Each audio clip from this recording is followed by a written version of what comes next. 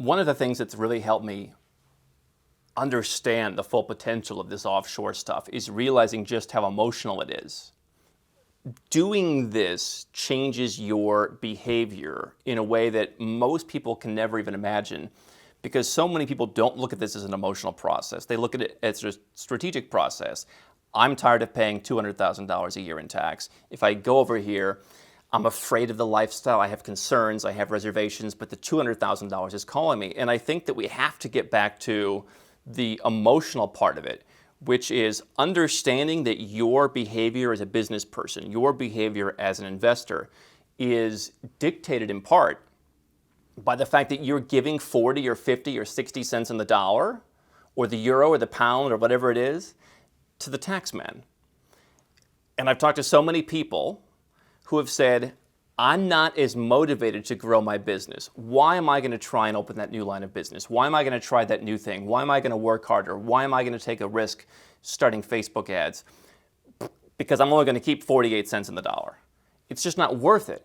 And so many people are saying, listen, all right, I'm at $2 million a year. Why try and go to 4 million so half of the money can go away? Especially in a culture now where people will spit in your face and say, of course you should pay more, and it's never enough, and it's not your fair share, and oh, you paid $2 million in tax? Why don't you pay $3 million in tax? You can afford it. You owe us. And I think that only by doing this, only by stepping into the offshore world, will you fully not understand, but feel in your body, feel in your soul, will you understand just what it's like to say, I'm not keeping 50 cents on the dollar, I'm keeping 98 cents on the dollar. And I'm living in a country, or I'm living in countries where they want me to be there. They want me sitting at their restaurants. They want me buying their apartments. They want me hiring their employees. And that's what they want from me. They don't want 50 cents on the dollar. They're happy with 1 or 2 or 5 cents on the dollar. And there's a fundamental change. And for me, what that's allowed me to do as someone who, despite what many people would think, is relatively risk averse. I don't like a lot of risk. I'm an entrepreneur my entire life since 19 years old because I realized I would never have a great future in the corporate world. I don't have the skills of interacting in the corporate world where I would make it up the corporate ladder in the way that I would want to. And so I realized the less risky thing, the thing that I wanted to do, was chart my own course. I think living overseas in places that are up and coming, being out of the chaos of the West, being out of a Western world that is going down in the next decades, is less risky. And I think keeping more of your own money by reducing your tax bill legally allows you to do less risky things, because when you're only keeping 50 cents on the dollar, when you're living in a place where you have to keep up with the Joneses, where you're living in the place where you have the $12,000 a month mortgage, where you drive the nice car because everyone else drives the nice car, where you send your kids to the $40,000 a year school because that's where all their friends go. When you divorce yourself not only from the tax consequences of that place, but when you leave the New Yorks, the Los Angeleses, the Sydneys, the wherever it is that you are, and you can lower your cost of living, not because you're trying to live cheaply overseas, not because you're trying to live in a hut somewhere, but because you can just go and live an intentional life, and that's going to cost less. You're going to get more value for your money. You're going to free up 70 cents of every dollar, and suddenly, rather than having to chase the highest yield, investing in that far-out suburb where the yields are a little bit higher but property prices are more volatile, rather than investing in the more risky stocks or putting your money into riskier stuff, you can step back and say, I'm going to be less risky. And that's what I've done. And I've said, if I get to keep 98 cents on the dollar because I've set up my life in a place where I'm going to countries that want me for other reasons than my tax dollars, if I'm going where I'm treated best, I can invest in Singapore government debt with part of my resources. And yeah, I'm going to make 89 basis points a year, but I'm going to have currency diversification, and I'm going to know that the AAA rated government is probably going to give me my money back, and I'm going to be able to diversify out of gold, out of crypto, out of banks, and I'm going to be able to add an extra asset class and not worry about the fact that it's only 89 basis points, that I don't have to chase yield on everything. And you can go out and do more conservative stuff. Put your assets, not just in government debt, but whatever it is that is less risky, and stop chasing the highest return because you feel like you need to catch up. You know, I read something recently by Peter Schiff where he was talking about how, you know, the average person just isn't able to save enough money anymore to put it in the bank and get a reasonable rate of return and just live off that money in their retirement. It used to be, you just save money in the bank, you'd get paid 6% interest, and if you could save up, a couple $100,000, you could take that interest, you could take Social Security, maybe you have a part-time job, and you can have a pretty good life in retirement with your paid-off house. It doesn't work that way anymore, where interest rates are at zero.